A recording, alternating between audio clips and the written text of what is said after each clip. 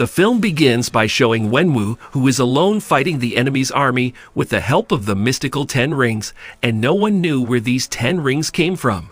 Those rings had ancient and godly power, and whoever wore them became immortal. By using those rings, Wenwu had won many battles, and at the same time, he establishes his own organization, which he named the 10 Rings. With the help which he conquered kingdoms and toppled governments throughout history. And for this reason, this organization became quite famous all over the world. Now, after controlling the whole world, in 1996, Wenwu started doing research on a village, Talo, a village said to harbor mythical beasts and powers. Now, when Wenwu was passing through a magical forest to enter the village, their way was blocked by trees and their cars falls into a ditch. But luckily he get out of the car on time, and he enters the forest, where his way is blocked by a guardian named Ying Lai who tells him to go back. Due to which there is a fight between them, and Yang Lai gives a tough competition to the Wenwu. While fighting, they both fell in love. Now Wenwu abandons the 10 rings, and when the villagers reject Wenwu, Lai chooses to leave with him, and they had 2 children, Shang-Chi and Xieling. Now when Shang-Chi was young, his mother tells him about a great protector dragon who guards their village Talo, and at the same time, she gives Shang-Chi a locket with a green gem on it and a similar pendant to her daughter Xieling, saying that it will protect you. The movie shifts to the present where Shang-Chi lives in San Francisco, America, changing his name to Sean. Now one day when he wakes up in the morning, he finds a postcard on his side table, behind which the great protector dragon is made. Now Sean works there as a valet with his friend Katie, and both of them are friends for the last 10 years. Now in the night when Sean and Katie are having dinner with Katie's friends, Sean tells how once Katie saved him from bullies. Katie's friend tells them to be serious in life. She tells that Katie has a degree in honors and Sean knows 4 languages, and even after being so talented, you guys do the work of valet parking. Now the next day, Sean goes to pick up Katie at her house. Now both of them are going for their duty in a bus when a man comes to Sean and tries to snatch his pendant. And he hits the man with a punch, and then a fierce fight begins. Now Sean is fighting them all by doing martial arts when a man makes them live on social media. Then comes the razor fist from behind, whose one hand is a sword. Now the action starts again, and razor fist and Sean start fighting. The driver of the bus passes out in all this, and Katie starts driving the bus. Now, since the bus was about to break into 2 pieces, Sean tells all the passengers to go to the front half. Sean jumps on the first half. Later, when Sean checks, the razor fist had taken away his pendant. Now Katie asks him what is all this going on, to which Sean says that I will tell you everything after I come back, but at the moment I have to go to Macau to reach my sister before those people reach her. But when Katie insists on him, he tells her that his sister had sent him a letter a few months back, and that the men were sent by his dad. Now Katie goes with Sean, even though he doesn't want to. Now here Sean tells about his past, that when he was 7, his mother was murdered by Wenwu's enemies, the Iron Gang. Wenwu massacres the Iron Gang and resumes leadership of his organization. When Shang-Chi was 14, Wenwu sends him to assassinate the Iron Gang's leader, and after completing his mission he ran away from there. And then Sean reveals that his name is not Sean, but Shang-Chi. Now finally both of them reach Macau, and Shang-Chi, looking for his sister, comes to an underground fight club, where we also see a small fight between Wong and Abomination, in which Wong beats Abomination by creating a portal that causes Abomination to punch himself in the face and knock himself out. After this, it is Shang-Chi's turn, and when he goes to the ring, he finds out that his opponent is none other than his sister Xieling. Now Xieling starts attacking him and starts beating him continuously, but Shang-Chi tells her that their father Wenwu is behind them. He had sent his men to attack him, and they would come to attack her too. Xieling ends the fight by knocking him out with a kick. After the fight, when they all were talking, Xieling tells Katie that before Shang-Chi left he told her that he will be back in 3 days, and after 3 days Xieling went to their mother's shrine and waited for him. But then 3 days turn into week, and weeks turn to month, and then to years. After 6 years she realized that she doesn't need him anymore, and that is why she is so angry with him. Then she tells him that she doesn't need him now. Shang-Chi asks her that then why did she send her the postcard, to which she tells him that she did not send any card, and suddenly they get attacked by 10 rings. Now a very intense fight starts here, and during this Katie falls down, but the ceiling saves her. Now Shang-Chi's fight is with the Death Dealer, and the Death Dealer was the one who trained Shang-Chi in master arts in his childhood. Shang-Chi defeats him too, and was about to kill him, but just then, Wenwu stops him and captures them all, including the pendant, and takes them to the 10 Rings compound. Now Xiling tells Katie that she was never taken care of after her mother's death. She was not allowed to train with the boys, but she learned everything by herself. She ran away when she was 16 when she came to know that her brother would not come back.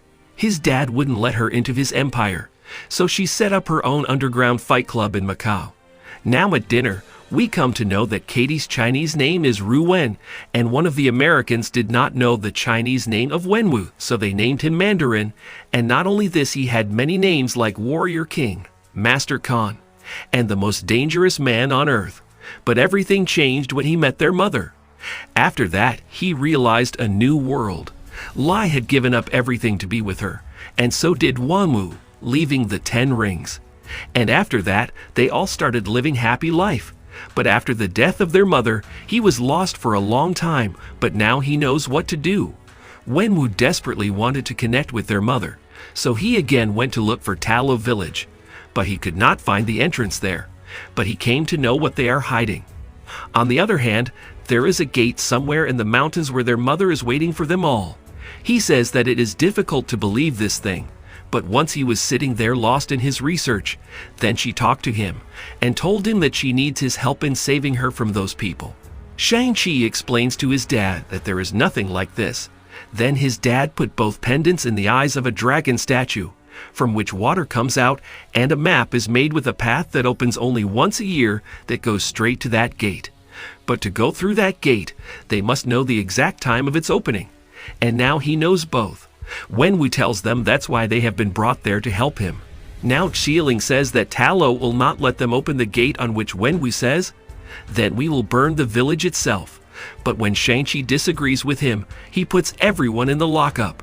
Now when they are all in lockup, they start hearing a strange scream, and when they follow that voice, they find a man named Trevor there, and this Trevor is the same man who played fake Mandarin in Iron Man 3.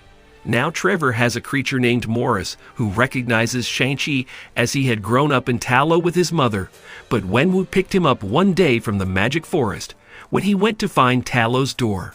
Now Morris wants Shang-Chi to take him back, to which Shang-Chi says that the way opens only once a year, but Trevor tells him that Morris can take them there now, but it can be dangerous.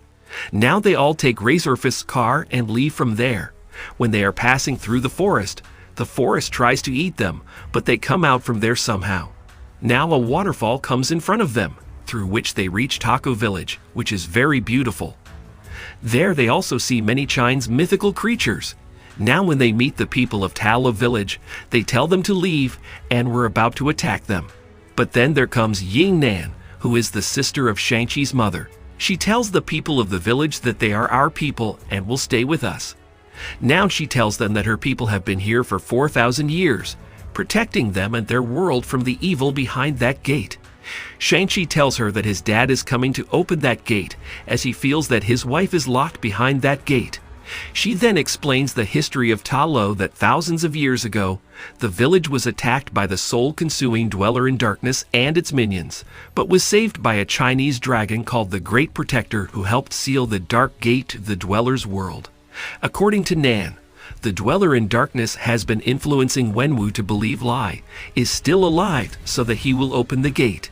She tells that her father is not the first who is coming to open that gate, but for centuries many people have failed by trying like this. And one thing that was common in all was that they used to hear a voice and promise their greatest desire. Now the training of all of them starts there. Shang-Chi asks Ying Nan that only his mother could defeat Wenwu, so teach me how she used to do it. And Ying Nan starts training him. Now finally Wenwu comes to Tallow with his army and fight starts. Now Shang-Chi goes to stop his dad, and his dad asks him, "Will you stop me alone?" Now Shang-Chi starts getting loaded on his dad, but then his dad hits him with a super punch. Shang-Chi falls into the water.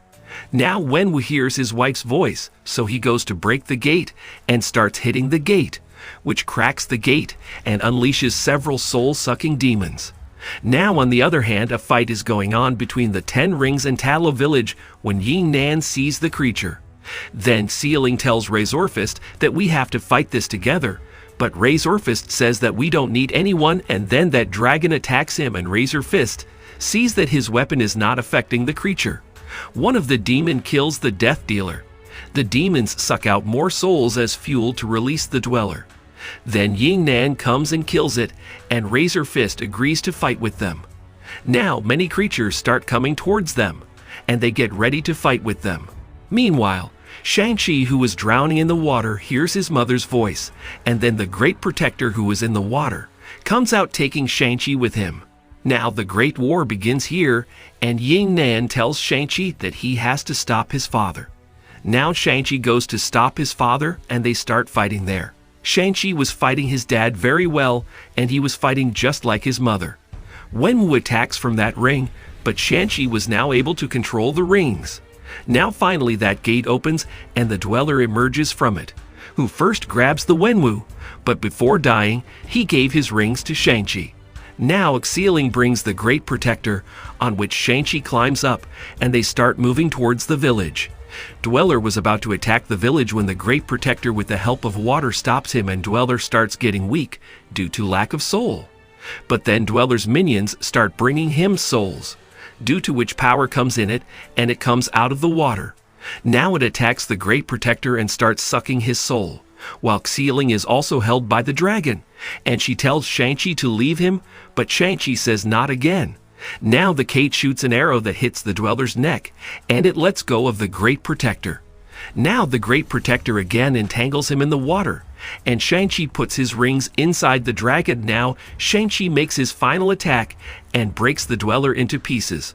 The survivors honor their fallen warriors, including Shang-Chi honoring Wenwu. They light lanterns and send them off across the waters. Shang-Chi and Katie return home and recap their whole adventure to John and Sue, who both think the two are mocking them. Then Wong opens a portal into the bar in front of everyone to invite Shang-Chi and Katie along for another mission. The two waste no time and step through the portal. In the mid-credits scene, Shang-Chi and Katie meet Bruce Banner and Captain Marvel with Wong as they discuss that when Shang-Chi used the 10 rings, it activated a beacon. Before they can continue to figure out what it means, Shang-Chi and Katie take Wong to the karaoke bar where they get drunk and sing Hotel California. In the post-credits scene, Sealing now appears to be the new leader of the 10 Rings, with Razorfist now working under her as the surviving members are seen continuing their training while she makes new plans for their future.